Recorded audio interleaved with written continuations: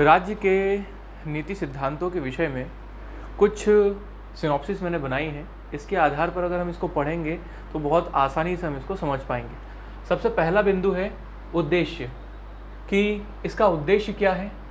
दूसरा मैंने बनाया है ये कहाँ से लिया गया है और इसके बारे में सामान्य जानकारी। तीसरा है प्रमुख बातें जो हमें इसके बारे में जाननी चाहिए या लिखनी चाहिए किसी भी एग्ज़ाम्स में। चौथी बात है इसका वर्गीकरण, किस प्रकार से इसको बांटा गया है। और पांचवा पॉइंट है अंतर के आधार। और छठे पॉइंट में अन्य भागों में वर्णित डीपीएसपी। पहली बात करते हैं उद्देश्य की। तो इसका उद्देश्य क्या है? इसका उद्देश्य है भारत के नागरिकों को सामाजिक, आर्थिक और नैतिक उत्थान करना। सामाजिक स्तर पर भारत का प्रत्येक व्यक्ति उत्थान को प्राप्त करे। आर्थिक मतलब पैसे के क्षेत्र में या सभी प्रकार के आर्थिक क्रियाकलापों में भारत के नागरिकों का उत्थान हो। और नैतिक विकास तो आप समझते ही हैं। तो इस प्रकार से सामाजिक, आर्थिक और नैतिक विकास करने के लिए हमने नीति निर्देशक तत्वों को भारतीय संविधान में रखा। अब बात करते हैं ये कहाँ से लिया गया है। तो सभी को अमूमन पता होता है कि ये आयरलैंड के संविधान से लिया गया है। तो ये बहुत ही कॉमन सी बात है। अब आयरलैंड के संविधान में इस प्रकार के सिद्धांतों की व्यवस्था थी। इसका कारण ये था कि आयरलैंड की सरकार इस बारे में सचेत थी कि हम संविधान तो बना रहे हैं, पर अगर हम इसमें डायरेक्टिव प्रिंसिपल्स नहीं रखेंगे तो आगे आने वाले पॉलिटिशियन क्या वास्तविक रूप से देश को सही दिशा दे पाएंगे। तो आयरलैंड के संविधान में निदेशक तत्वों का स्थान था। ठीक उसी प्रकार संविधान सभा ने भी ये सोचा कि आज तो हम संविधान जैसी महत्वपूर्ण पुस्तक का निर्माण कर रहे हैं, पर भविष्य में जब हम नहीं होंगे तो क्या अच्छे कानून बन पाएंगे, और कानून बनेंगे तो किस दिशा में बनेंगे। तो कानूनों को सही दिशा देने के लिए संविधान निर्मात्री सभा ने DPSP, directive principles of state policy को अपना एक स्थान दिया संविधान के भाग 4 में। इसका एकमात्र उद्देश्य, जो सबसे बड़ा उद्देश्य मुझे लगता है, वो ये है कि जब भी विधायिका को किसी प्रकार के विधान का निर्माण करना होता है तो directive principles of state policy का उपयोग करते हैं। जो हमारे नीति निषेध तत्व हैं वो हमें विधि निर्माण में भी सहायता प्रदान करते हैं। नेक्स्ट पॉइंट अगर देखें, प्रमुख बातें। अगर हम प्रमुख बातों के बारे में विचार करें तो वह कौन से बिंदु हैं जो निदेशक तत्वों के लिए बहुत ही इंपॉर्टेंट है। पहली बात है न्यायालय। न्यायालय की भूमिका क्या है? पिछले टॉपिक में आप पढ़ चुके हैं कि मूल अधिकारों के लिए न्यायपालिका में व्यवस्था है कि अनुच्छेद 32 के तहत सुप्रीम कोर्ट और 226 के तहत हाई कोर्ट के अंदर रिट लगाई जा सकती है और रिट लगा के मूल अधिकारों को प्राप्त किया जा सकता है। तो क्या निदेशक तत्वों को भी न्यायालय में किसी प्रकार के रिट के माध्यम से प्राप्त किया जा सकता है? प्रश्न कई बार एग्जाम में आता है कि निदेशक तत्वों को आर्टिकल 32 के तहत रिट लगाकर प्राप्त कर सकते हैं। तो ये कोटेशन गलत है, क्योंकि निदेशक तत्वों को न्यायालय द्वारा प्रवर्तनी नहीं कराया जा सकता। ऐसा कोई उपबंध हमारे संविधान में नहीं है जो निदेशक तत्वों को बाध्यकारी बनाता हो। दो प्रकार के यहाँ पर सिद्धांत निकल के आते हैं, एक बाध्यकारी और एक अबाध्यकारी। हमारे निदेशक तत्व अबाध्यकारी हैं। इनके मतलब क्रियान्वयन के लिए किसी प्रकार का बंधन आवश्यक नहीं है, परंतु निदेशक तत्वों के विपरीत मूल अधिकारों के क्रियान्वयन के लिए बंधन दे रखा है कि अगर राज्य सरकार या केंद्र सरकार मूल अधिकारों का हनन करती है तो केस लगा सकते हैं, परंतु इसमें ऐसा नहीं होता। अगर सरकारें ठीक से काम नहीं करें तो भी आप इसमें बिल्कुल भी केस लगाकर या न्यायालय के द्वारा मांग करके अपने अधिकारों को प्राप्त नहीं कर सकते। तो पहली बात, ये न्यायालय द्वारा प्रवर्तनीय नहीं है। सेकंड बात, देश के शासन में इनका क्या स्थान है? देश के शासन में निदेशक तत्व शासन व्यवस्था को स्थापित करने और उसको सही दिशा प्रदान करने के लिए अति महत्वपूर्ण सिद्धांत हैं। इन सिद्धांतों का उपयोग करके शासन तंत्र अपने स्वरूप को निर्धारित करता है। नेक्स्ट बात करते हैं कानून बनाते समय। जब भी हमारी विधायिका, जिसको हम संसद कहते हैं और विधानमंडल कहते हैं, जब भी हमारी विधायिका या संसद किसी नए कानून का निर्माण करती है तो वह निदेशक तत्वों को दृष्टिकोण में रखते हुए ही कानून बनाती है। उसके कानून सदैव निदेशक तत्वों के पैरामीटर के अंतर्गत ही होते हैं। नेक्स्ट बात करते हैं वर्गीकरण। तो यहाँ तक कि हमारे जो निदेशक तत्व हैं वो आपको पता है कि 36 से लेकर 51 के बीच में दे रखे, अनुच्छेद 36 से लेकर 51, और संविधान में स्पेशल प्रकार से इनका कोई वर्गीकरण नहीं किया गया है, पर समझने की दृष्टि से हम इनका वर्गीकरण कर सकते हैं। इनका वर्गीकरण हम उन अनुच्छेदों को लेते हुए करेंगे जो समानता को लिए हुए हैं, जिसमें किसी स्पेशल प्रकार की बात की गई है।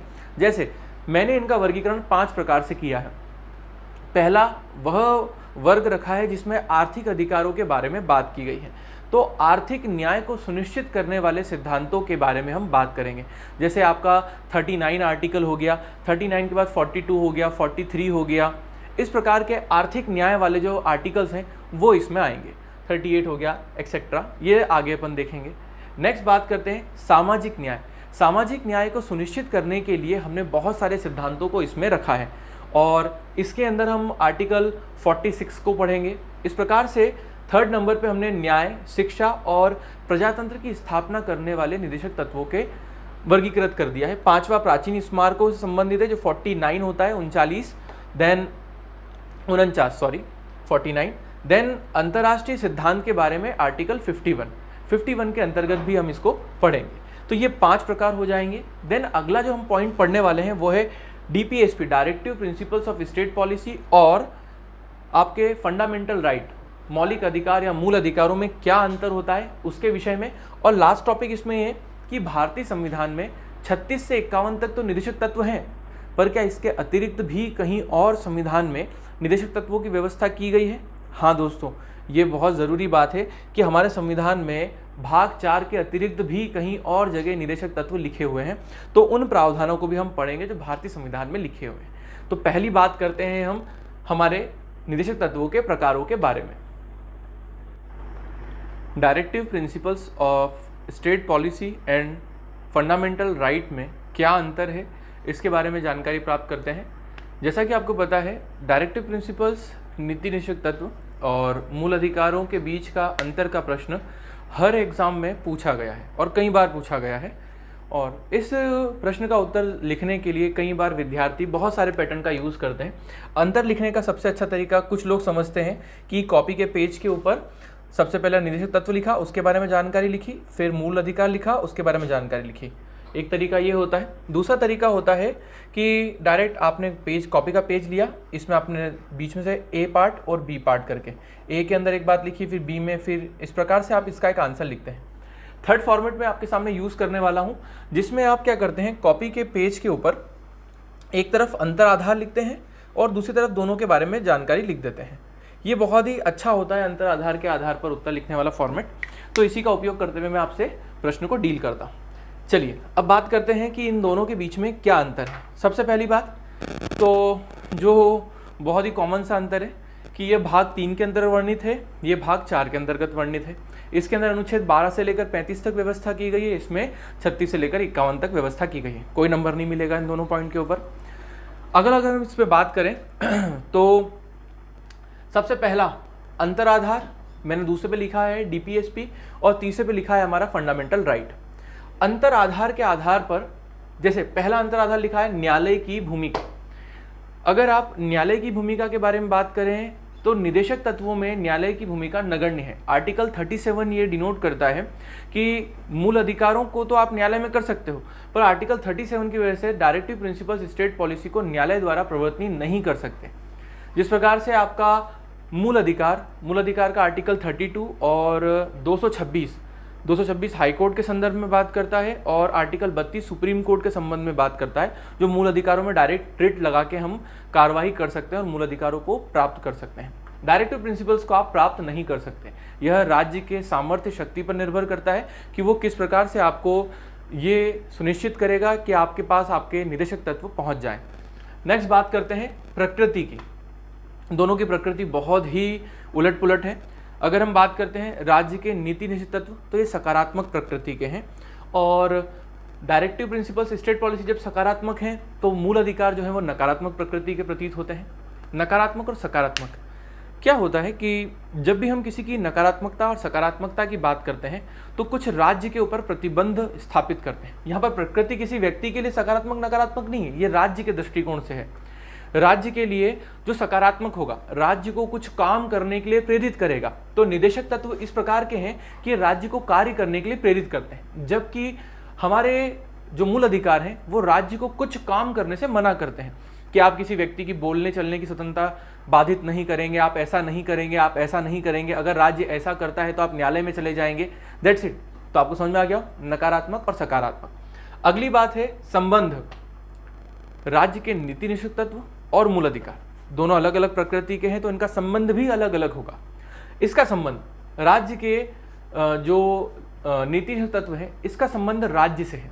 यह राज्य को शक्ति देता है और राज्य को उसके काम बताता है कि आपको ऐसा करना चाहिए, इसके लिए विधि निर्माण करना चाहिए, तो इसका संबंध राज्य से है। जबकि मूल अधिकार व्यक्ति से संबंधित है।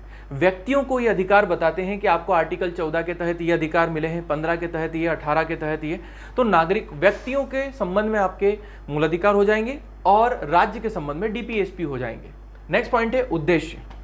उद्देश्य का पॉइंट भी अपने आप में एक प्रकार का प्रश्न है कि आखिर मूल अधिकारों का उद्देश्य क्या है और नीति निषेध तत्वों का उद्देश्य क्या है। अगर ये एक लाइन में उत्तर लिखना पड़े तो नीति निदेशक तत्वों का उद्देश्य केवल है कल्याणकारी राज्य की स्थापना करना। कैसा कल्याणकारी राज्य? जो सामाजिक आर्थिक लोकतंत्र की स्थापना करे, सामाजिक आर्थिक लोकतंत्र की स्थापना करे और कल्याणकारी राज्य का निर्माण करे। ये हमारा इसका डीपीएसपी का मुख्य उद्देश्य है। जबकि मूल अधिकारों का उद्देश्य है, तो इसका उद्देश्य है राजनीतिक लोकतंत्र की स्थापना करना। राजनीतिक लोकतंत्र यह आपको अधिकार देता है बोलने का, घूमने का, प्रॉपर्टी रखने का, समानता का, बहुत सारी चीज़ों के अधिकार हैं। तो ये सभी राजनीतिक अधिकार हैं। तो राजनीतिक लोकतंत्र की स्थापना करने वाला और कल्याणकारी राज्य की स्थापना करने वाला। नेक्स्ट बात करते हैं आपातकाल की स्थिति में। आपातकाल के संबंध में निदेशक तत्वों पर क्या प्रभाव पड़ता है? तो यहाँ पर कोई प्रभाव पड़ता हुआ दिखाई नहीं देता। यह बिल्कुल भी निलंबित नहीं होते। आपात की किसी भी स्थिति में राज्य के नीति निषेध तत्व शून्य घोषित नहीं किए जा सकते या इनको सस्पेंड नहीं किया जाता। जबकि हमारे जो फंडामेंटल राइट है, फंडामेंटल राइट जो है अनुच्छेद 20 और 21 को छोड़ दें अगर, तो बाकी सभी जो आपके अधिकार हैं, मूल अधिकार, वह सभी कुछ देर के लिए निरस्त हो जाते हैं, सस्पेंड हो जाते हैं। ठीक है, समाप्त तो वो भी नहीं होते पर सस्पेंड हो जाते हैं। तो आपातकाल की स्थिति में आपके फंडामेंटल राइट सस्पेंड हो जाते हैं, समाप्त नहीं होते, सस्पेंड होते हैं, याद रखिएगा। अब बात करते हैं निर्बंधनों के बारे में। तो निर्बंधन में ये कहा गया है कि आपके जो मूल अधिकार हैं वो क्या बोलते हैं, पूर्ण नहीं है। पूर्ण क्यों नहीं है या एब्सोल्यूट क्यों नहीं है? तो आपको पता होगा कि जैसे आपको 19A में बोलने की आज़ादी दी गई है, तो वही 19(2) में उसके कुछ कंडीशन दी गई है कि इन आधारों पर ही आप बोल सकते हैं, अन्य आधारों का अगर उपयोग करेंगे तो आपकी आज़ादी समाप्त कर दी जाएगी। जिस प्रकार से हर मूल अधिकार के अंदर कुछ शर्तें दी गई हैं, कुछ निर्बंधन दिए गए हैं कि ऐसा किया तो ठीक है, परंतु अगर उल्टा किया तो आपके अधिकार समाप्त हो जाएंगे। दैट मीन कि ये एब्सोल्यूट नहीं है, इनको भी रोका जा सकता है। हमारी सरकार चाहे तो आपके मूल अधिकारों का हनन कर सकती है अगर आप मूल अधिकारों की कंडीशंस को फुलफिल नहीं करते हैं। परंतु जब निर्बंधनों की बात करते हैं डीपीएसपी पर, तो इसके किसी भी आर्टिकल के साथ ऐसा निर्बंधन नहीं है कि राज्य ने अगर ऐसा नहीं किया तो ऐसा हो जाएगा। यहाँ पर केवल करने के सकारात्मक पॉजिटिव वे की ही बातें की गई हैं, इसलिए निर्बंधन की बात डीपीएसपी पर लागू नहीं होती, जबकि मूल अधिकारों पर लागू होती हैं।